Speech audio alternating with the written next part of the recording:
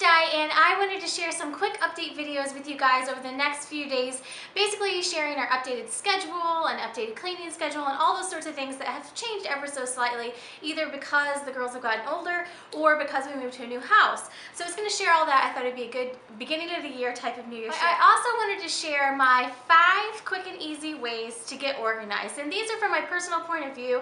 I don't really view myself as an organized person per se. I feel like I'm organized in some areas of my life, but I feel like left to my own devices, I would probably be one of those types of people that had organized chaos in a lot of senses.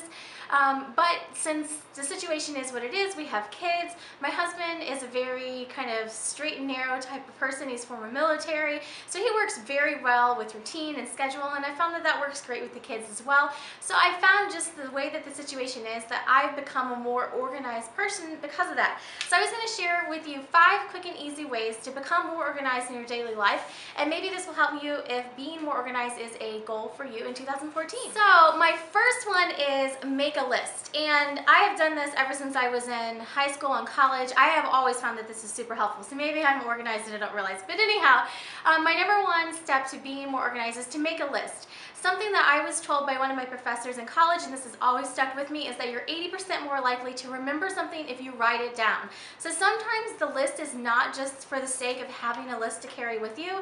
Sometimes the list is actually for that memory repetition, for you to actually write it with your hand and help your memory keep it in mind.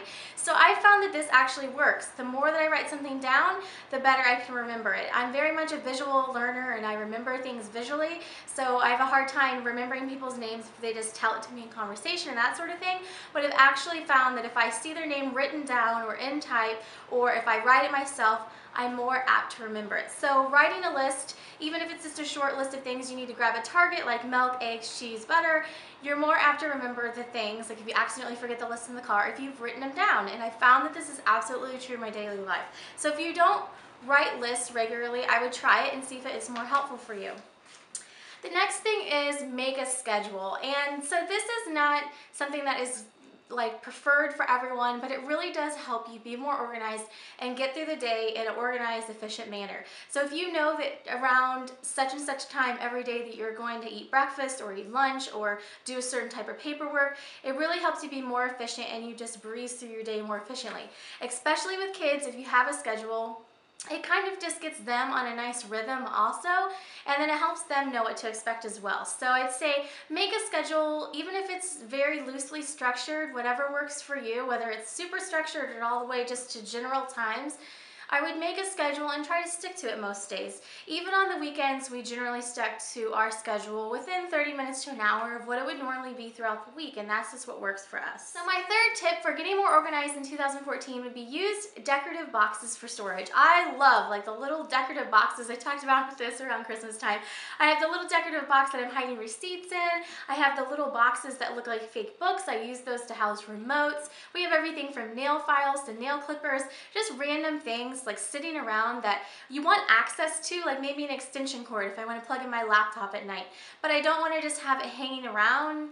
It doesn't just need to be randomly sitting out.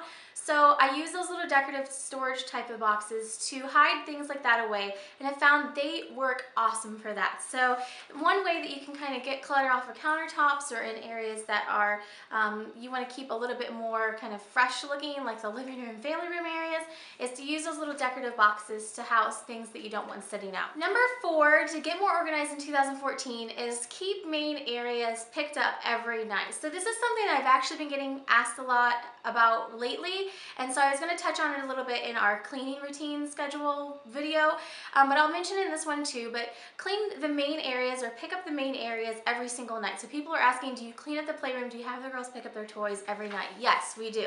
We clean up the playroom every single night, so that way it is put back in order and they're basically starting fresh in the morning, and so whatever they're picking up are the things that they got out and played with that day. So the main areas that we kind of pick up every day are, I just have gotten in the habit as I've gotten older, after I get out of the bed, I make the bed.